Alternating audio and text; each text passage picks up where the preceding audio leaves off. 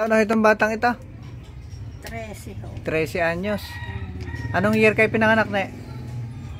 2011. 2011. Anong kwento nyo kay Regan ha?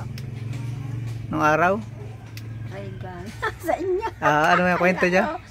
Ako'y nagpapasalamat ng gusto sa inyo. Dahil? Gawa nang ako'y natulungan nyo sa aking anak. Aha. Kaya ako'y... Sino ho yung anak nyo? Si Joanne Ulayi ho. Ano ho ito? Ano niya yon?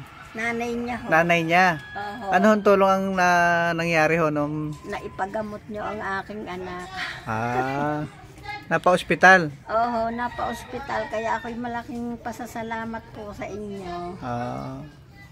Saan ospital ho yun? Sa Tagaytay ho. Sa Tagaytay. At ayaw kaming tanggapin sa Maragondon. Aha. Kaya ako'y sa inyo nakakuha, nakalapit. Nasamahan kayo sa Tagaytay? Oo. Ito na siya ngayon, ganang kalaki na. Oo.